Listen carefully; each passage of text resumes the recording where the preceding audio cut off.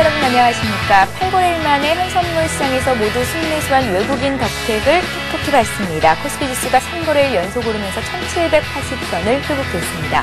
오늘 삼성전자가 모처럼 강한 반등세를 보여줬고요. 현대차가 4% 이상 오르는 등 대형 IT, 자동차주에 매수가 몰렸던 점이 특징적이었다고 할 수 있겠는데요. 잠시 뒤 전문가 모시고 자세한 시장 얘기 나눠보겠습니다.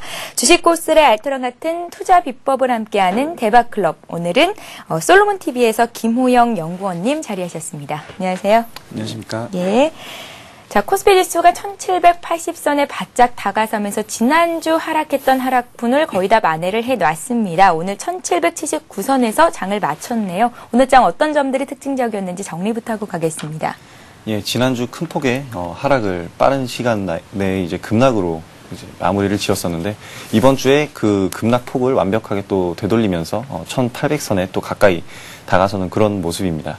얼마 전에 이제 미국 시장부터 이제 악재가 시작이 되었죠. 미국 시장에서의 그 글로벌 경기 둔화가 다시 한번 우려가 된다라는 얘기가 퍼져나오면서 더블 D 우려에 대한 그 불안감이 팽배해지면서 이제 중국 시장 그리고 일본 증시까지 아시아 증시, 유럽 증시 할 것 없이 모두 후퇴하는 그런 모습을 좀 보이면서 국내 증시도 1800포인트 선을 돌파하는 것을 이제 목전에 두고서 거기서 조정을 받느냐 마느냐의 기로에 서 있는 그 상황에서 이제 그런 악재들이 터져나왔기 때문에 오히려 더 빠르게 외국인들의 매물도 출회가 되면서 이제 급락을 좀 하는 그런 모습이었습니다.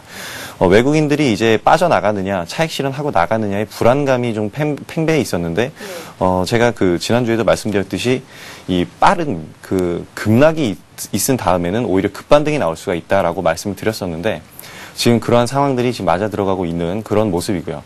오히려 그 느슨한 하락 조정보다는 빠른 급락이 급반등을 일으킬 수 있기 때문에 훨씬 더 매매하기에는 좋은 장이 나올 수도 있을 것이다. 그렇게 보시면 되겠습니다.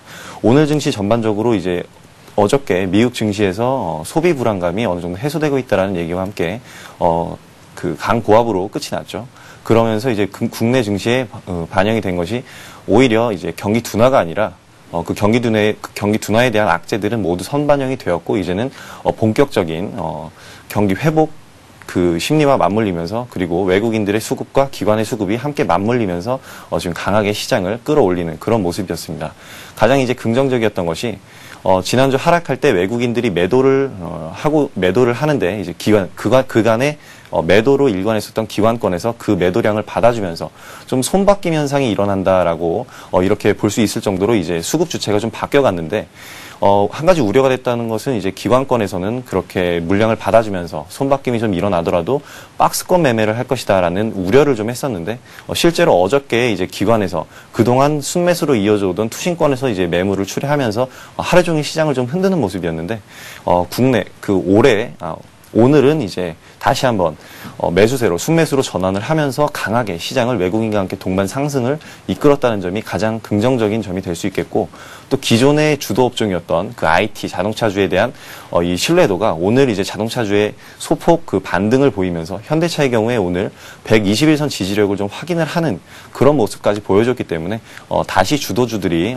되살아나려는 그런 긍정적인 움직임과 함께 이제 시장이 다시 한번 1800선 돌파에 대한 그 도전을 지금 하고 있다라고 오늘 정리할 수 있겠네요. 예. 자, 미국 경제의 70%를 차지하는 소비가 이제 회복될 것이라는 기대감이 팽배해지면서 오늘 국내 증시는 물론이고 주변국 아시아 증시 역시 1%대의 반등세를 이뤄냈는데요. 내일은 금요일장입니다. 한 주를 마감하는 날 또 한 번 지수가 올라준다면 비교적 이번 주는 긍정적으로 평가하고 마감을 할 수도 있을 것 같습니다. 내일장 전망 그리고 앞으로 투자 전략 함께 세워주세요. 예, 지금 그 지수가 1779포인트 정도로 오늘 마감이 됐는데 1800포인트 선까지 얼마 남지 않았는데 이제 내일장이 금요일입니다. 금요일장에 대한 부담감이 조금 작용을 하는 것은 사실이에요. 근데 중요한 것은 이제 수급입니다. 아까도 말씀드렸듯이 우리나라의 그 코스피의 수급 주체는 뭐니 해도 외국인이기 때문에 일단 외국인들의 매수세가 계속해서 이어지느냐 마느냐가 가장 중요할 것 같고요. 어떻게 보면 내일장이 금요일장이기 때문에, 그리고 1800 바로 앞둔 눈앞에 둔 상황이기 때문에 내일은 어느 정도 그 매도가 나오면서 음봉이 출현하면서 조정 장세가 좀 나올 수 있습니다.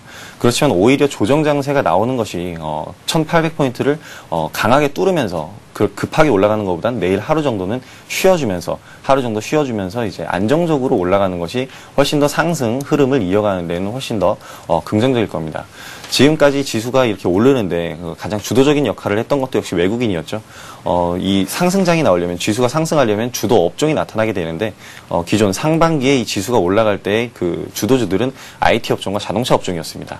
이 IT 업종과 자동차 업종을 외국인들이 순매수로 계속해서 일관하면서 주가를 많이 부양을 시켰고, 그에 따라서 지수가 이 주도주들이 상승하는 것을 따라서 그에 편승해서 이제 지수가 함께 올라가는 그런 모습을 보였는데, 얼마 전에 이제 지난주 하락할 때 이 주도주들이 모두 꺾이는 그런 분위기를 보였습니다. 특히 IT 쪽에서는 그 LED와 반도체 업종 쪽에 외국계 증권사에서 혹평을 하면서 외국인들이 일시에 물량을 쏟아내면서 급락하는 그런 모습을 또 보였고, 자동차주 같은 경우에는 어느 정도 시세가 좀 고점이라는 고점 인식이 일어나면서 외국인들이 차익 실현에 이제 나서는 그런 모습을 보이면서 지수도 함께 동반 하락하는 그런 모습을 보였는데, 이런 상황이 이어졌더라면 하락세가 이어졌겠지만은 지금은 다시 한번 반등을 주는 상황이기 때문에 내일장 매수를 해도 그 상관은 없는 장이긴 한데, 금요일장이니까 공격적으로 매수를 한다기보다는 지금 1800을 돌파하기 이전까지는 단기적인 모멘텀을 갖고 있는 종목을 상대로 이제 단기적인 매매를 하시는 것이 리스크 관리에는 더 안정적이고요. 본격적으로 매수를 하시려면은 1800선을 돌파한 이후에 오히려 그 돌파를 확인하고 안정적인 자리를 잡았을 때 그때부터 매수를 하시는 것도 높은 가격이 될 테지만은 오히려 높은 가격이 아니라 안정적인 가격권이 돼서 훨씬 대응하기에 쉬울 그런 매매가 되실 겁니다. 예, 내일장 투자 전략까지 짚어봤습니다.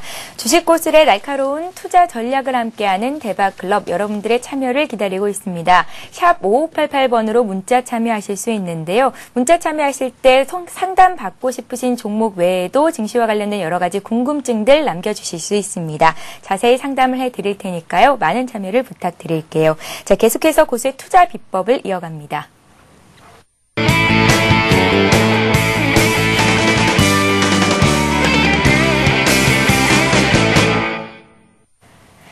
네, 기업 분석을 통해 알아보는 고수의 투자 비법 시간입니다. 김호영 연구원님, 오늘 어떤 기업을 살펴볼까요? 그동안 이제 시장의 주도주가 IT 업종과 자동차 업종이었다면 또 한 업종이 있는데 이제 석유화학 업종이죠. 석유화학 업종이 지금도 많이 올라가면서 이미 꺾인 IT 업종과 자동차 업종 대신에 이제 지수를 또 이끌고 있는 것이 석유화학 업종이라고 할 수 있는데 오늘은 그 석유화학 업종 중에 많이 오르지 않았던 남해화학을 소개를 좀 해드리려고 합니다. 예, 남해화학, 화학 비료 생산 기업인데요. 최근 곡물 가격 상승 수혜주로 주목이 받으면서 상승 흐름을 이어오고 있습니다. 자, 오늘도 1% 가까이 상승하면서 장이 맞춰졌더라고요. 김호영 연구원님께서는 남해화학의 어떤 점들을 눈여겨보고 계신지 기업 분석부터 해보도록 하겠습니다. 어떤 기업인가요? 예, 남해화학 하면은 이제 많이들 나이 드신 분들도 많이 그런 말씀들을 하셨는데, 어렸을 때부터 이제 썰매를 탈 때 남해화학이 써진 비료포대를 타고 썰매를 탔다는 말씀을 하실 정도로 그 오래된 비료 화학 업체죠. 이 계열은 농협 계열이라고 볼 수 있습니다. 농협중앙회에서 지분율을 56% 정도 확보를 하고 있는 그런 업체죠. 지금 국내 비료 시장 수요의 약 50% 정도를 점유를 하면서 국내 1위 비료 업체의 자리를 30년 동안 꾸준히 이어오고 있는 그런 업체인데, 이제 비료 및 화학 산업의 기초가 되는 그런 기초 원료를 생산을 하면서 이 석유화학 업체, 지금 대장으로 가고 있는 종목들은 OCI와 한화케미칼이라고 할 수 있는데, 이러한 업체들에게 이제 원자재를 납품을 하고 또 그러면서 이제 비료 업체들에게 이제 그 비료 생산의 원료가 되는 그 원자재를 이제 생산을 하는 그런 업체입니다. 2003년에 이제 인산 수출용 탱크 3기를 준공을 하면서 국제적인 경쟁력까지 확보를 했고, 이제 수출 쪽에 내수뿐만이 아니라 수출 쪽에도 완연하게 매출을 실적을 올리고 있는 그런 업체입니다. 그 농협협동조합 중앙회에서 이제 56%의 지분율을 확보를 하고 있는 만큼 이 안정적인 재무 구조가 가장 인상적인 그런 기업이고요. 가장 견실하다고 볼 수 있는 것이 이제 그런 재무 구조인데, 매출 구조는 조금 빈약했습니다. 작년 같은 경우에 이제 글로벌 경기 악화로 인해서 구매력이 좀 떨어지다 보니까 작년 한 해 좀 적자를 기록을 하면서 많이 주가가 내린 상태고요. 그런 만큼 이제 그 한화케미칼이나 OCI처럼 많이 오른 종목보다는 오히려 더 접근하기가 쉬운 종목이라고 할 수가 있겠습니다. 그리고 가장 눈여겨볼 점이 이제 아까도 말씀하셨던 그 식량 문제인데 지금 러시아에서 시작된 러시아 가뭄으로 시작된 그 밀 가격 상승으로 인해서 지금 굉장히 곡물 가격이 가파르게 상승하고 있는데 뭐 보는 시각은 크게 두 가지가 있죠. 이 곡물 가격이 이제 정점에 다다랐고 이제 하락을 할 것이다. 아니면 그거와 다른 의견은 이제 곡물 가격 가격 상승은 이제가 시작이다. 앞으로 더 올라갈 것이다라는 이 두 가지 의견인데 이 두 가지 의견 중 어느 것이 맞더라도 남해화학이 그 수혜를 볼 것이 그 두 방향 어느 방향으로 흘러가든지 지금 그거 이외에 기후변화가 지금 세계적으로 일어나고 있습니다. 이 기후변화 때문에 경작지에서 그동안 재배되던 경작물이 많이 바뀌어가고 있는 추세예요. 그렇기 때문에 이 비료 업체 중에서는 그 중에서도 이제 남해화학이 가장 큰 수혜를 볼 것으로 예상이 되기 때문에 오늘 소개를 해드리려고 갖고 나왔습니다. 예, 국내 시장 점유율 1위를 차지하고 있는 남해화학, 화학 비료 제조 기업인데다가 재무 구조도 안정적이다라는 말씀을 덧붙여 주셨습니다. 재무 상태를 좀 더 자세히 살펴볼게요. 예, 아까도 말씀드렸듯이 이제 재무 구조 자체는 굉장히 안정적입니다. 안정적인 유보율을 확보를 하고 있고 자금 흐름도 원활하게 그 유동성 면에서는 문제가 없는데 문제는 매출과 관련된 실적 부분이겠죠. 이런 실적 부분에서 지난해 이제 글로벌 경기 침체와 경기 악화로 인해서 식량 그 식품에 대한 그 구매력이 많이 떨어지다 보니까 그에 따른 그 기초 업체였던 남해화학도 매출 면에서 부진을 많이 면치 못했습니다. 실제로 계속해서 매출에 대한 당기 순이익과 매출 영업이익 모두 안정적으로 증가세를 보여오다가 지난해 큰 폭의 적자를 좀 보면서 굉장히 안 좋은 그런 모습을 보였습니다. 거기다가 인광성, 염화가리 등의 이 원자재 가격 상승으로 인해서 이 수익성 면에서도 많이 경쟁력이 약화가 되면서 작년 그렇게 안 좋았던 실적과 영업이익들을 이끌어냈는데요. 이제 그것은 이제 작년의 상황이었고 앞으로 볼 것은 이 주가에 반영될 것은 앞으로의 상황이 되겠죠. 앞으로의 상황은 이제 글로벌적으로 경기가 회복이 된다라는 그런 시점에서 이머징 마켓에 대한 구매력이 크게 증대가 될 것으로 보여지고요. 또 더군다나 이 원자재 가격 상승에도 불구하고 지금 그 필요도가 굉장히 많이 높아지고 있기 때문에 필요도가 높아짐에 따라서 이 원자재 가격 상승에 불구하고 이제 가격 상승, 이 비료 가격 자체의 상승으로 인한 그 수익성 구조면에서 더 큰 수혜를 볼 가능성이 굉장히 높습니다. 더군다나 이제 작년에 적자를 기록했기 때문에 올해에 어느 정도의 실적 턴어라운드만 보여줘도 어닝 서프라이즈로 인식이 되면서 시장에서는 크게 긍정적인 요인으로 많이 받아들여질 수가 있겠죠. 지금 러시아 얘기를 계속해서 드리고 있는데 러시아 가뭄으로 인해서 밀 가격이 상승을 했습니다. 이러한 영향으로 인해서 판매 자체가 지금 이머징 마켓에 대한 그 구매력 강화보다도 전 세계적으로 봤을 때 이 비료 가격이 곡물 가격이 상승하면서 동반 상승하는 경향이 있기 때문에 이 비료 가격 상승으로 인한 그 수혜로서 올해 실적 턴어라운드는 분명하다고 볼 수가 있겠고 실적 턴어라운드뿐만 아니라 시장 컨센서스를 압도하는 이런 어닝 서프라이즈를 보여주면서 주가 면에서는 크게 모멘텀으로 작용을 할 수가 있겠습니다. 예. 자, 남해화학은 글로벌 경기가 이제 둔화되면서 작년에 적자를 면치 못했었지만 올 들어 곡물 가격 상승이 빠르게 진행이 되면서 수혜주로 부각이 되고 있습니다. 하반기 상승 모멘텀, 투자 포인트를 어디다 잡아야 되면 좋을 건지 보다 자세한 전망을 들어보죠. 우리나라 농산물 자급자족할 수 있는 그 자금력이 30%가 채 안 됩니다. 굉장히 낮은 상황이에요. 이런 낮은 상황에서 전 세계적인 곡물 가격 상승이 계속해서 이어진다라면 이것은 일단 남해화학, 그 비료화학 업종에는 분명히 긍정적인 면이겠지만은 다른 여타 이 물가 상승에는 물가 상승 자체는 피해갈 수가 없겠죠. 이런 점은 이제 안 좋은 점이라고 할 수 있겠지만 이 남해화학 자체로 본다면 이 주가 자체는 굉장히 상승 모멘텀에 크게 작용을 할 수가 있습니다. 러시아에서 시작된 이 가뭄으로 인해서 밀 가격이 상승하고 밀 가격 상승에 이어서 이제 옥수수와 콩 등 모든 곡물 가격들이 지금 가파르게 상승을 하고 있으면서 이 전 세계적으로 봤을 때 그 상승에 따라서 곡물 가격 상승에 따라서 전 세계적인 비료 가격도 상승을 지금 계속해서 하고 있습니다. 그에 따른 수혜를 가장 볼 수가 있겠고 또 오늘 아침에 이제 기사가 나왔는데 호주의 세계 최대의 광물 업체인 광물 회사인 BHP사에서 캐나다 회사인데 전 세계에서 가장 큰 업체인 석유화학 업체, 비료 업체에서 비료 원자재인 가성 칼륨이라는 비료를 만드는데 필수적인 그 원자재를 세계에서 가장 최대로 생산하는 업체인 포타시코프라는 회사를 지금 원래는 이제 M&A를 인수를 하려고 했는데 이 인수를 거부하자 16% 정도 단가가 상향된 그 금액에 이제 포타시코프의 주식을 인수를 하려고 했는데 포타시코프에서 거부를 했습니다. 그러면서 이제 적대적 M&A가 들어갈 것이다라는 얘기와 함께 이 포타시코프의 주가가 크게 올라가고 있는데 이게 전 세계적인 그 비료 업체들의 주가에 모두 영향을 미치면서 특히 우리나라에서도 이제 비료화학 업체가 많은데 가장 급등 시세를 보였던 건 조비지만 안정적으로 봤을 때 남해화학의 주가에도 굉장히 긍정적으로 작용을 할 것이다라는 그런 전망들이 많이 나오고 있고요. 이번 가뭄 사태뿐만 아니라 이러한 그 모멘텀들, 여러 가지 모멘텀들 때문에 이 남해화학 같은 경우에 주가가 상당히 부양될 가능성이 굉장히 높다고 할 수가 있겠습니다. 예, 화학 비료주 남해화학 이 시간을 통해서 투자 의혹 생기신 분 분명히 있으실 텐데요. 오늘 장 1% 가까이 오르면서 18,550원 선입니다. 정고점을 돌파하려는 움직임을 보이고 있고요. 또 전에 많이 올랐던 데 비하면 지금 주가 수준이 그렇게 높지는 않겠다라는 생각도 들거든요. 어떻게 대응해 보면 좋을까요? 지금 산다면 사도 괜찮은지 목표가 손절가도 함께 좀 말씀 부탁드릴게요. 예, 이 지금 석유화학 업체가 많이 가격이 올랐는데 이 한화케미칼이나 OCI 같이 너무 많이 오른 종목은 사실 접근하기가 굉장히 부담스러우실 겁니다. 예. 그런 점에서 이제 남해화학을 오늘 말씀을 드리는 건데 그동안 작년에 이제 실적 부진 때문에 많이 주가가 내렸어요. 그래서 주가는 거의 지금 바닥권이라고 할 수가 있겠는데 차트를 한번 보시게 되면은 주봉상 흐름을 봤을 때 전체적인 이 흐름 자체가 굉장히 하향 추세였습니다. 하향 추세이면서 2008년에 저점이었던 8,100원 부분까지도 주가가 하락을 하면서 굉장히 낮은 주가 가격에 대한 메리트를 지금 주고 있는 상황이고 지금 바닥에서부터 18,500원까지 만원가량 오르면서 주가는 많이 올라 보이지만은 전체적인 모습을 봤을 때는 주가가 절반 정도밖에 회복을 못한 그런 지지부진한 흐름을 보이고 있다라고 말씀을 드릴 수가 있겠습니다. 예. 그리고 또 주봉상으로 봤을 때 주봉상 이 캔들 조합 자체가 굉장히 긍정적인 모습으로 나오고 있는데 일전에 한번 한 달쯤 전에 이제 상승으로 인해서 장대 양봉이 한번 출현을 하고요.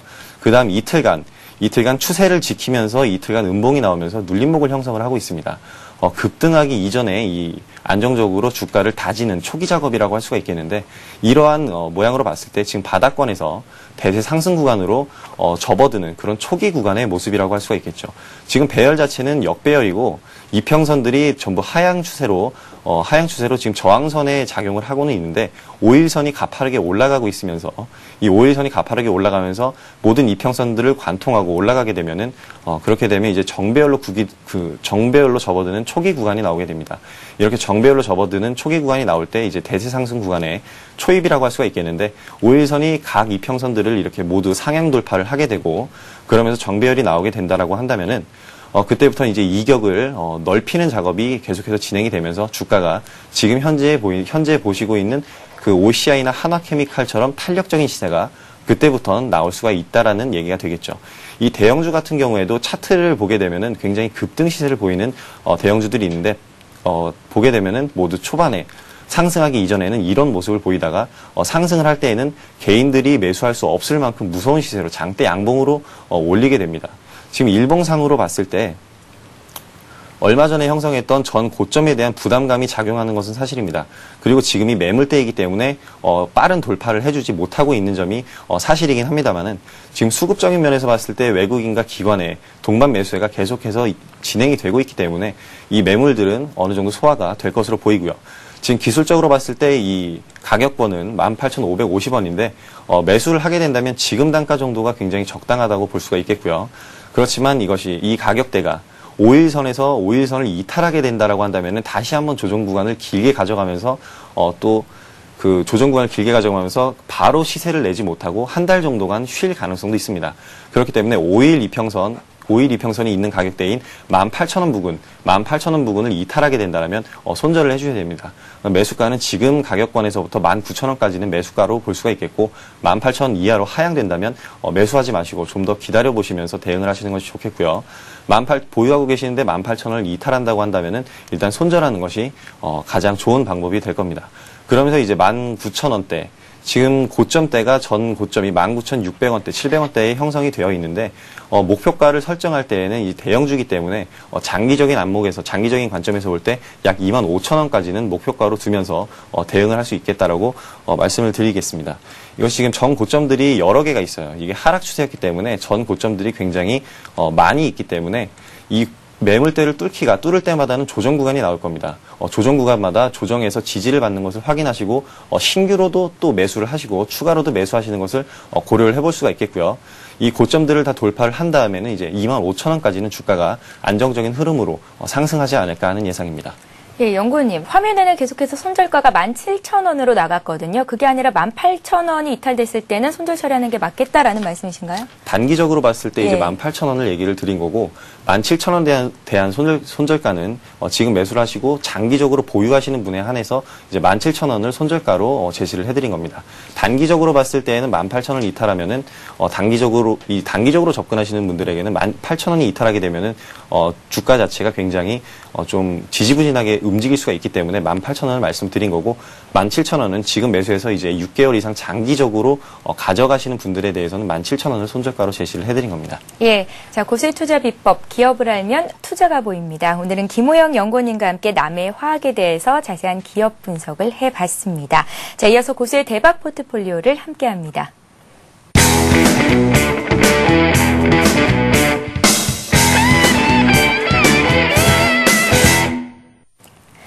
예, 고수의 포트폴리오를 따라 잡아보는 시간입니다. 고수의 대박 포트폴리오 시간인데요. 그간 김우영 연구원님께서 들고 계셨던 포트의 종목들이 오늘까지 어떤 움직임 보이고 있는지 살펴보는 시간 갖겠습니다.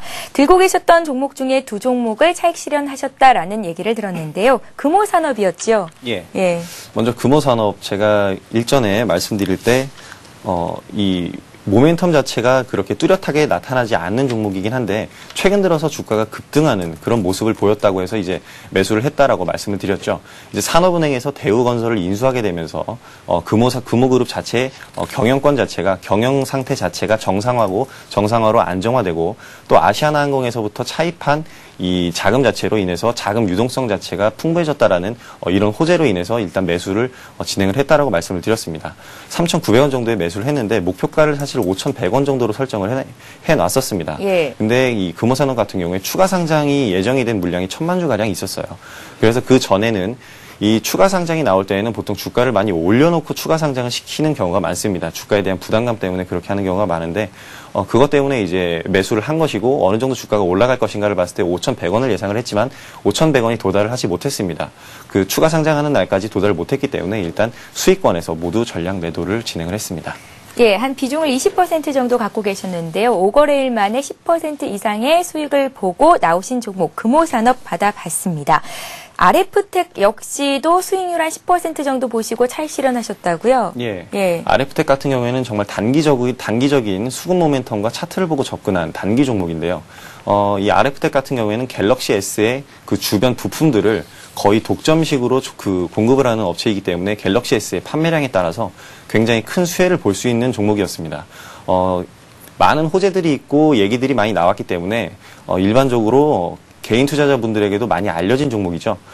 제가 매수를 진행을 한 날은 이제 바로 이날 날짜상으로 8월 12일 날 매수를 들어갔습니다.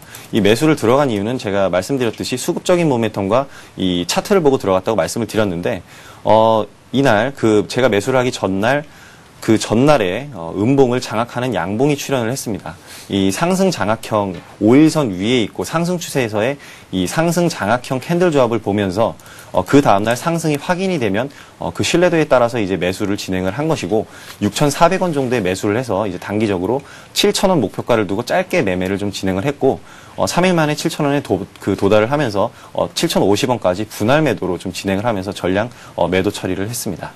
예, RF텍은 목표가가 달성이 됐습니다. 목표가 7,000원 주셨었는데요. 매도하신 가격이 7,050원 선이었네요. 10% 이상의 수익을 거두셨습니다. 자, 이어서 다음 종목 보겠습니다. 현대제철을 들고 계신데요. 현대제철이 다시 한번 고점 경신을 시도하는 움직임을 보이고 있습니다. 일단 수익을 내고 계시죠? 예, 워낙에 매수한 기간이 길었기 때문에 네. 예전에 매수했기 때문에 아직까지 보유 중이고 현대제철 같은 경우에는 대형주기 때문에 제가 설정한 목표가에 도달하지 않는 한은 매도하지 않고 보유를 할 그런 전략으로 지금 보유 중입니다. 그렇지만 제가 저번에도 말씀드렸듯이 추세를 무너뜨리게 되면은 일단은 매도를 하고 추후에 다시 매수를 진행을 하셔야 되는데 오늘 현대제철 같은 경우에는 4%가량 상승했었던 포스코에 이 후광을 많이 받았다라고 생각이 됩니다. 아직 수급적으로도 무너지지 않았고 지금 상승 하락을 계속해서 반복을 하고 있는데 그 이유 자체는 이제 대형주다 보니까 안정적인 흐름을 위해서 지금 상승과 하락을 반복을 하면서 가고 있다고 보시면 됩니다. 제가 지금 매수한 날에서부터 이제 한 10%가량 한 16%가량 상승을 한 가격권인데 매수했었던 이유 자체는 제가 말씀드렸듯이 대형주 같은 경우에는 장대 양봉이 출현하게 되면 일단은 매수를 해봐도 별 리스크가 크지 않습니다. 대형주 같은 경우에 장대 양봉, 거래가 실리는 장대 양봉이 나오는 이유는 그만큼 수급적으로나 아니면 내용적으로 무슨 이유가 있기 때문이기 때문에 그런 점에서는 긍정적인 면으로 보시고 장대 양봉에 따라서 매수를 하셔도 되겠는데 현대제철 같은 경우에는 장대 양봉에서 매수를 하고 그 이후에 상승 흐름이 탄력적으로 나오면서 매수하자마자 좀 수익을 주는 그런 대형주가 좀 됐죠. 그러면서 이제 중간중간 매도를 하지 않고 오히려 추가 매수를 진행을 하면서 좀 비중을 오히려 늘려왔는데 그 이유 자체가 이제 상승에 대한 흐름 자체에 신뢰도를 가졌고 또 이 수급적으로 무너지지가 않았었기 때문에 일단 보유를 한 것이고요. 제가 생각하고 있었던 추세선 자체가 121선에 대한 지지력이었기 때문에 지금 계속 하락을 하고 상승을 하고 하락을 하면서도 121선에 대한 지지력은 확보를 계속해서 해나가고 있었습니다. 그렇기 때문에 계속해서 지속적으로 보유를 해나갔고 또 하반기에 이 철강 가격 이 제철주들이 하반기가 호황기죠. 그렇기 때문에 하반기에 이 실적적인 측면, 실적 모멘텀을 기대를 하면서 지속적으로 보유를 하고 있는 중입니다. 예, 현대제철 16% 이상 수익을 거두고 계시고요. 보유하신 기간은 한 22거래일 정도 지났습니다. 현대제철을 들고 계시고 RFT가 금호산업은 차익 실현하셨다라는 말씀을 해주셨는데요. 죄송합니다. 갑자기 목이 막히네요. 두 종목을 새롭게 매수를 하셨다고요? 예. 오늘 신규로 포트에 편입한 종목은 차바이오엔이라는 종목입니다. 이 지금 바이오 테마가 지금 시장에서 어느 정도의 그 상승하려는 그런 흐름을 시세를 좀 나타내고 있는 상황인데 제가 예전에 그 테마 얘기를 말씀을 드릴 때 이 4대강 테마 얘기를 예로 들면서 예전에 한번 큰 시세를 줬던 테마는 이제 어느 정도 상당 기간이 지나야 다시 한번 상승을 할 수 있다라고 말씀드렸는데 이 바이오 테마 역시 1.5년 전쯤에 한번 큰 시세를 주고 올 초에 잠깐 반짝 시세를 줬었고 이제 지금에 와서 다시 가고 있는데 그만큼 오래 쉬었다라는 게 되겠죠. 예. 그러면서 이 줄기세포 관련 테마주들은 어느 정도 매물대가 좀 정리가 된 상황에서 새롭게 시세가 좀 시작된다고 생각을 해보시면 되겠습니다. 차바이오 같은 경우에는 이제 생명보험사의 상장으로 인해서 이 병원 영리화가 추구가 되면서 이 줄기세포 치료제 자체가 고부가가치 산업으로 많이 활성화가 될 겁니다. 그렇게 됐을 때 실적적인 측면에서 최대의 수혜를 볼 수가 있겠고 또 오래전에 그 줄기세포 테마 자체가 이 기대감, 막연한 기대감에 의해서 그렇게 상승을 했다고 볼 때 이제 앞으로는 본격적인 실적적인 측면에서의 실적 모멘텀으로 상승을 할 겁니다. 이제 실적이 가시화가 되고 상품화가 되면서 지금 차바이오엔에서 준비 중인 이 치료제들이 임상 승인을 다 거치고 이제 제품화 단계에 들어가 있는 그런 품목들이 굉장히 많습니다. 그런 점으로 봤을 때 앞으로 실적적인 측면에서 굉장히 기대가 되고 이런 실적적인 측면이 부각이 됐을 때 이제 본격적으로 기업 가치가 재평가가 되면서 주가가 예전에 기대감으로도 그만큼 올라갔는데 앞으로 현실화가 되면 얼마만큼 올라갈지는 누구도 알 수 없는 겁니다. 그렇기 때문에 또 한 번의 큰 테마가 형성이 될 수도 있기 때문에 일단 접근을 해봤고 제가 봤을 때 하반기에 가장 유망한 업종 자체가 이 바이오 업종이기 때문에 꼭 바이오 업종들은 한 번쯤은 매매를 해봐야 한다고 생각을 해서 이제 차바이오엔에 접근을 했고 이번에 접근한 것이 이제 두 번째 접근한 건데 기술적인 그 매수에는 항상 세 가지 요건이 갖춰져야 된다고 제가 말씀을 드렸죠. 이 말씀을 드린 것이 하나는 차트, 또 하나는 수급, 또 하나는 이제 재료. 그러니까 어느 호재성의 그 재료를 내포하고 있어야 된다라는 얘기가 되겠는데 기업적인 측면이 되겠죠. 그래서 차트를 먼저 보면서 이제 접근을 시작을 했습니다. 여러 가지 이제 줄기세포주들이 많은데 그 중에서도 차바이오엔을 선택을 한 이유는 일단 수급적인 측면입니다.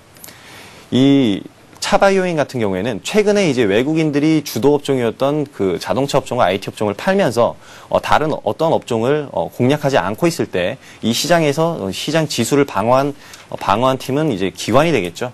그래서 이제 기관이 매수하는 종목을 집중해서 좀 공략을 해보자. 그런 의견에서 이제 차바이오엔 같은 경우를 살펴봤는데, 차바이오엔 같은 경우에는 얼마 전 주가가 상승하기 시작한 8월 4일부터 투신권에서의 수급이 계속해서 유입이 되는 모습을 보였습니다. 어제 하루 정도 이제 그 물량을 정리하는 모습을 보였는데 아주 소량이었고요. 오늘 다시 한번 투신에서 그 매수세가 들어왔고, 종합적으로 기관권에서 매수세가 굉장히 강하게 붙었고, 또 오늘 본다면은 외국인까지 매수에 가담하면서 쌍끌이 매수를 이끄는 그런 모습이었습니다. 그러면서 이제 주가가 상승하기 위한 가장 좋은 수급을 보였다라고 말씀드릴 수가 있겠는데, 차트를 보면서 설명을 해드리면, 차바이오엔 자체도 예전에 이 5월 초반에도 한번 상승을 했었죠. 15,000원까지 상승을 하면서 그 굉장히 큰 시세를 보였다가 그 뒤로 급락을 하고 쭉 횡보를 하면서 굉장히 특징이 없는 그런 모습을 보였습니다. 그런 모습을 보이다가 이제 최근 말씀드렸었던 8월 4일경부터 수급이 처음 들어온 것은 이날이었죠. 수급이 처음 들어온 것은 8월 2일 날 이제 윗꼬리를 달면서 수급이 한번 처음 들어왔습니다.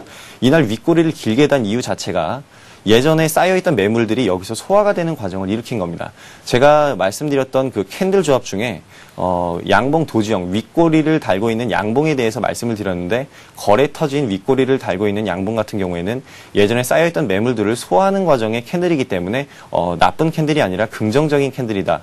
눌림목, 3일간 줄 수 있는 눌림목을 하루 안에 형성한 그런 캔들이라고 볼 수가 있다라고 말씀을 드렸고, 이 차바이오엔 같은 경우에 그런 캔들을 또 보였기 때문에 이제 관심을 갖고 보다가 다음날 음봉이 출현을 했고요. 그 다음날 양봉이 출현을 했습니다. 충분히 이제 기다릴 만큼 기다리면서 이제 안정적으로 상승할 만한 모멘텀을 만들어 갔고, 본격적으로 주가가 부양하기 시작하면서 이제 본격적으로 매수 구간이 출현을 하게 됐죠. 그러면서 이평선들의 조합을 보시게 되면은 이평선들이 서로 이격을 좁히면서 굉장히 좁은 간격, 이격을 줄이면서 수렴을 하고 있다가 이격이 벌어지면서 확산을 하는 초기 단계의 모습에 진입을 했습니다. 그러면서 대세 상승 구간의 초입 구간이라고 보시면 되겠는데, 차바이오엔 같은 경우에는 바이오 테마주이기 때문에 한번 상승을 할 때 그 대형주처럼 안정적으로 4%, 5% 이렇게 상승하는 것이 아니라 급등세를 기록하면서 상한가로 상승을 하면서 굉장히 급등하는 모습을 보였습니다. 근데 그 뒤로 이제 RNL 바이오의 적자 전환 공시라는 그 공시 자체를 불성실 공시를 내면서 RNL 바이오가 크게 급락을 했는데, 그것과 동반해서 이제 크게 하락을 하는 모습을 보였죠. 그러면서 이제 1차적으로 매도를 했는데, 다시 재매수하게 된 것은 그런 시장의 악재가 있음에도 불구하고 다시 한번 지지력을 발휘하면서 다시 한번 그 조정 구간을 모두 장악하는 장대 양봉이 출현을 했기 때문에 여기서 다시 재매수에 들어갔습니다. 매수한 가격대는 이제 11,800원 정도로 이제 재매수를 진행을 했는데, 이 매수를 원래는 5일선 돌파할 때 11,500원 정도의 저가의 매수를 할 수 있었는데, 이렇게 저가의 그 공략을 할 때에는 항상 그 리스크가 좀 따릅니다. 거기서부터 상승이 확인되지 않았기 때문에 11,500원 정도의 매수를 한 다음에 음봉으로 떨어지게 된다라면 손절을 할 수밖에 없는 상황이기 때문에 차라리 상승을 확인하고 사자라는 의미에서 이제 11,800원 정도 가격권이 올라간 상태에서 매수를 했고요. 지금 어제 하루 음봉을 보이면서 그 눌림목을 좀 보였는데, 많은 거래량이 아니었기 때문에 홀딩을 하지 않았고, 오히려 좀 추가 매수를 좀 고려해 볼 만한 상황이었는데, 이제 오늘 상황을 봤을 때 오늘 시가도 좋게 나왔고 밑꼬리를 좀 달았는데, 이제 거기서 오히려 추가 매수할 수 있는 그 기회를 줬다라고 판단을 해보시면 되겠고요.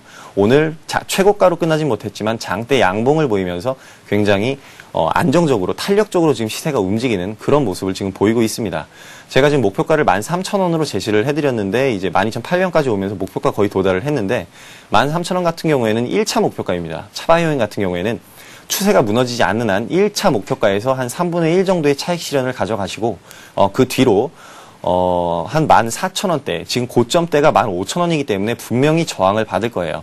거기서는 눌림목이 형성이 될 것이고, 만약에 종목이 무너질 수도 있기 때문에 일단 14,000원 이상 부근에서는 15,000원이 도달하기 전까지 전량 수익 실현하는 그런 전략으로 매매에 임하시면 되겠습니다. 예, 차트를 보면서 매수하셨던 이유를 자세히 들어봤습니다. 차바이오엠 같은 경우에는 스타부부의 제대열 보관 의뢰 소식이 전해지면서 또한 주목을 받았던 종목이기도 합니다. 현재까지 수익이 한 8%를 넘어가고 있습니다. 자, 다음 종목 살펴볼까요? 한 종목 더 사셨죠? 예.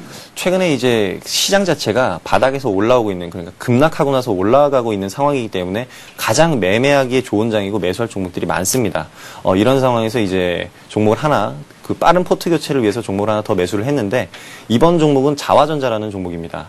스마트폰 관련주죠. 핸드폰 부품주인데, 이 하반기에 아이폰 4의 등장으로 인해서 갤럭시 S와 굉장히 불붙으면서 굉장히 어떤 스마트폰 대전이라고 할 만큼 이슈를 일으키고 있는데, 그만큼 지금 스마트폰에 대한 판매량 자체가 계속해서 증가를 하고, 또 새로운 신제품이 계속해서 출시가 되면서 스마트폰 시장 자체가 굉장히 커지고 있습니다. 이런 상황에서 부품주들은 당연히 그에 따른 굉장히 큰 수혜를 볼 것으로 예상이 되는 가운데, 이제 자화전자를 그 중에서 꼽은 이유가, 일단 수급적인 측면, 자화전자도 수급적인 측면을 먼저 봤습니다. 아까 차 바이오엠 같은 경우에는 이제 기관에서 매수가 들어오고 있는 종목이기 때문에 매수를 했다라고 말씀을 드렸는데, 예. 이 자화전자 같은 경우에는 최근에 시장에서 그 외국인들이 매도를 하고 있음에도 불구하고 집중적으로 외국인들이 이 매수를 하고 있는 그런 종목입니다. 거의 굉장히 공격적으로 매수를 하고 있다고 봐도 과언이 아닐 정도로 외국인들의 매수세가 강하게 지금 일어나고 있는데, 이만큼 외국인들이 공격적으로 매수를 하고 있는 그 상황에서 개인들은 매도로 일관을 하고 있고, 기관권도 팔고는 있지만 기관권에서 가장 제1수급원이라고 할 수 있는 투신에서는 별다른 반응이 없습니다. 그런 상황에서 외국인들이 이렇게 공격적으로 매수를 하고 있을 때 주가를 보시게 되면은, 주가 자체는 그 매수하는 기간 동안 급등이 없이 굉장히 횡보하는 그런 모습을 보실 수가 있습니다.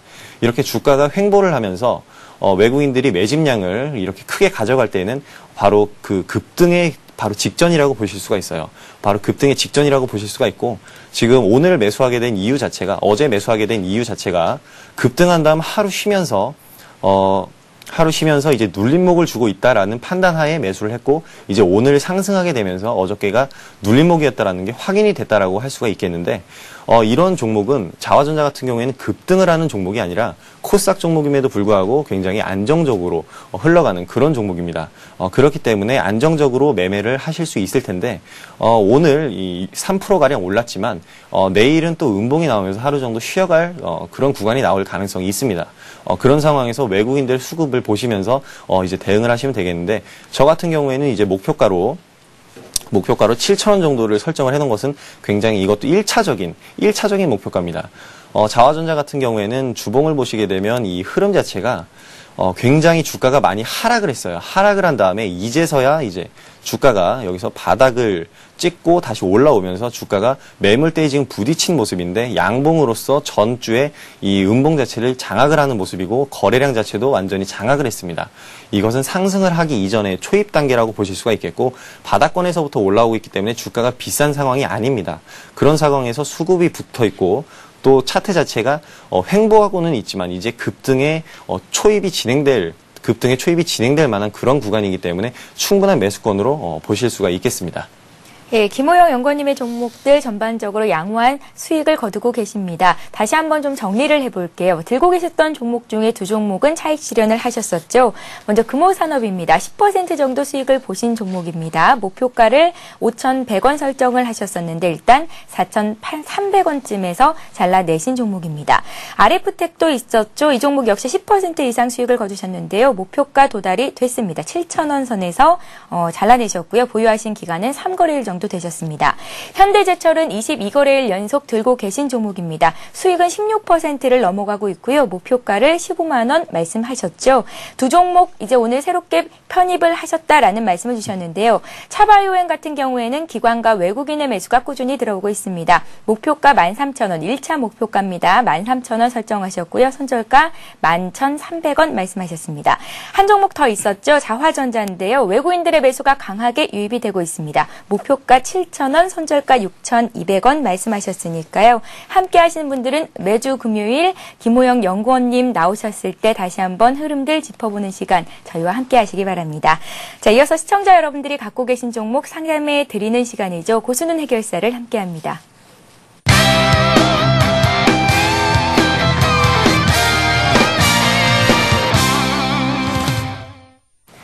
예, 샵 5588번으로 여러분들의 종목 상담 신청을 받고 있습니다. 문자를 보내실 수 있는 번호인데요. 이곳을 통해서 전화 연결하고 싶습니다. 라고 문자에 남겨주시면 전화 연결도 해드리도록 할 테니까요. 여러분들의 많은 참여를 부탁드립니다.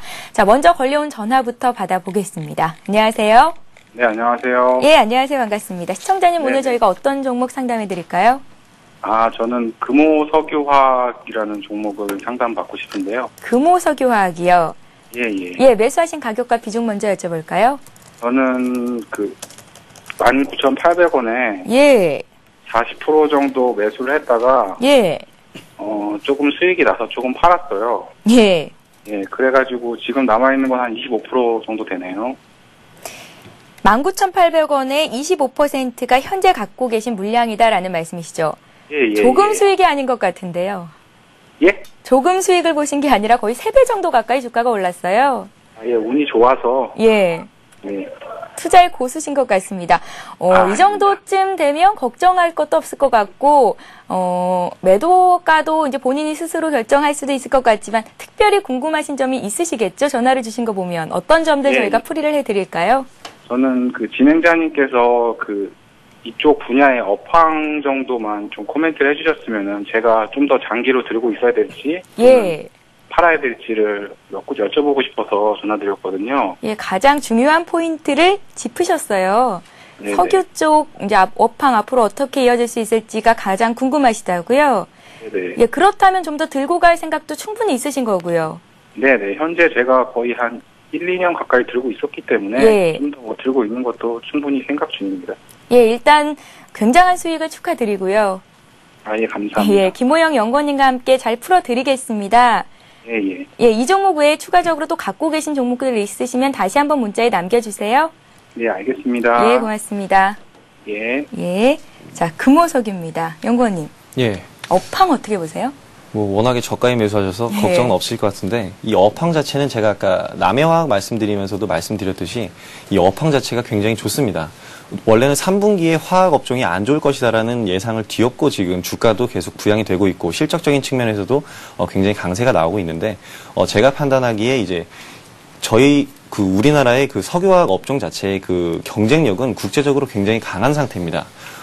예를 들면은 2차 전지라든지 전기차에 들어가는 그런 배터리라든지 이런 면에서 국내의 석유화학 업체들의 경쟁력이 굉장히 강한 상태에서 이제 시장에서, 국제적인 시장에서 평가를 받고 있다라고 생각이 되는데, 이 석유화학 업종은 지금 외국인들도 그렇고 기관들도 그렇고 굉장히 못 사서 안달이 날 정도로 공격적으로 매수를 하고 있는 그런 업종이에요. 예. 지금 그렇게 매수를 하고 있는 이유 자체가 이 업종 자체로, 업황 자체로 봤을 때, 업황은 모르겠지만, 이 업종 자체로 봤을 때 이 장래성을 봐야 되는데 굉장히 앞으로 무궁무진한 가능성을 갖고 있는 그런 업종입니다. 앞으로 성장성 자체가 굉장히 부각이 되고 있고, 지금 세계에서 너도 나도 선점하려고 하고 있는 신소재들을, 신소재들을 연구하고 또 사업적으로 영위하는 업체들이 바로 이 석유화학 업종들이고, 국내에 있는 이 회사들, OCI라든지 한화케미칼, LG화학 등 이런 회사 같은 경우에 이제 세계적인 경쟁력을 확보하고 있는 회사이기 때문에 이 국제적인 지지도가 있기 때문에 이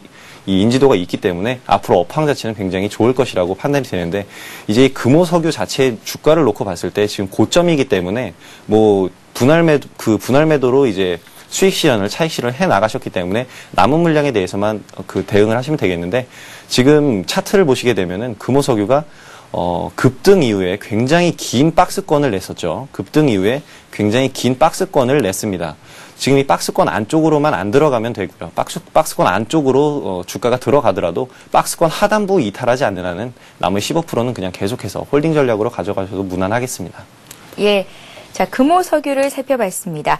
밀짚 모자는 겨울에 사라라는 증시 격언이 있습니다. 남들이 관심 갖고 있지 않을 때 사서 좋은 수익을 낼 수 있다라는 말인데요. 이분 같은 경우에는 굉장히 좋은 가격에 사셨죠. 3배 정도의 수익을 거두고 계신데, 일단은 갖고 계신 물량 조금 더 들고 가봐도 괜찮겠다라는 말씀 추가적으로 덧붙여 주셨으니까요. 꼭 참고하셔서 더 좋은 수익 거두시기 바랍니다.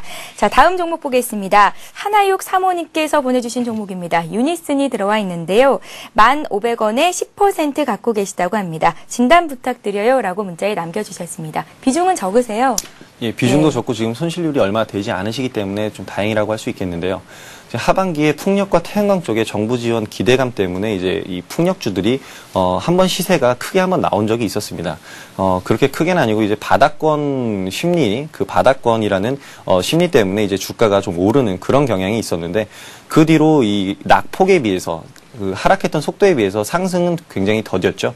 추세 자체가 굉장히 느슨해지고 시장 관심권에 좀 멀어졌다라고 할 수가 있겠는데 가뜩이나 그런 상황에서 그 상승도 얼마 보여주지 못했는데 그 이후에 주가가 계속해서 횡보를 하면서 느슨한 추세를 만들었습니다.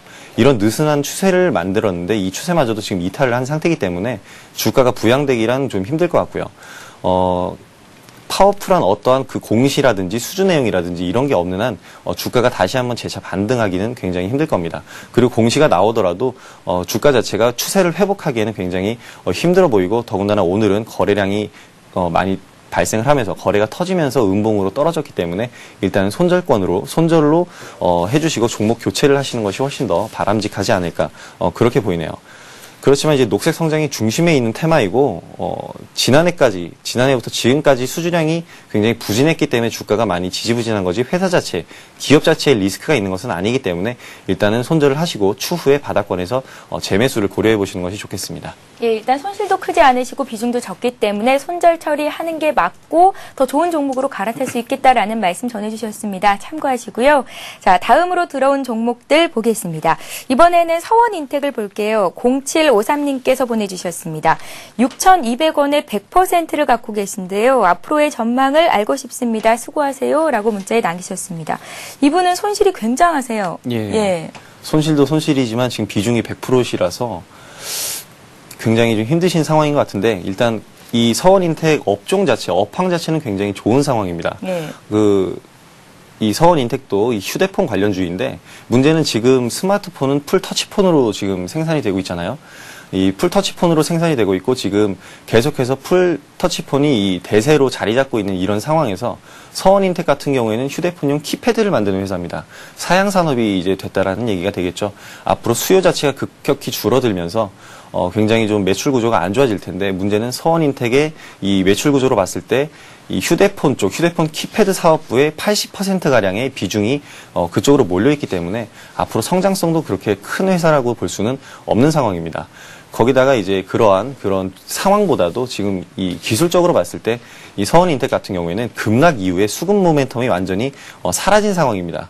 거래량 자체가 일거래량이 오늘도 3만 주밖에 되지 않을 정도로 수급적인 모멘텀이 굉장히 약화가 된 종목이기 때문에 이 들고 계시기보다는 일단은 종목을 정리하시면서 다른 종목으로 종목 교체를 하시는 것이 좋으실 것 같고 이 마지막 지지선이라고 할 수 있는데 지금 이평선들은 전부 캔들 위에 있기 때문에 주가 자체는 완전히 역배열이라고 볼 수가 있겠고 지금 바닥권 가격인 3,800원 이 3,800원이 바닥인데 이 바닥을 이탈하게 되면은 걷잡을 수 없이 하락을 할 가능성도 높습니다. 그렇기 때문에 지금 손실폭이 좀 크시더라도 이제 종목 교체를 통해서 그 손실을 만회하시는 것이 더 빠를 것으로 보입니다. 예, 최종 투자 결정은 투자자 여러분들이 하는 거니까요. 김호영 연구원님을 비롯한 많은 전문가님들의 의견 잘 참고하셔서 꼭 성공적인 현명한 투자하시기 바랍니다. 자, 오늘 함께해 주신 여러분께 감사를 드리고요. 오늘 연구원님도 고생 많으셨습니다. 고맙습니다. 수고하셨습니다.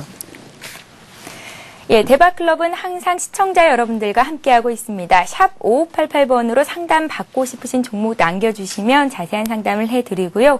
오늘 들어온 종목들, 못 해드린 종목들은 내일 이 시간에 다시 연결해서 해드리는 시간 갖겠습니다. 오늘 대박클럽이 준비한 소식은 여기까지입니다. 저희는 내일 이 시간에 다시 오겠습니다. 고맙습니다.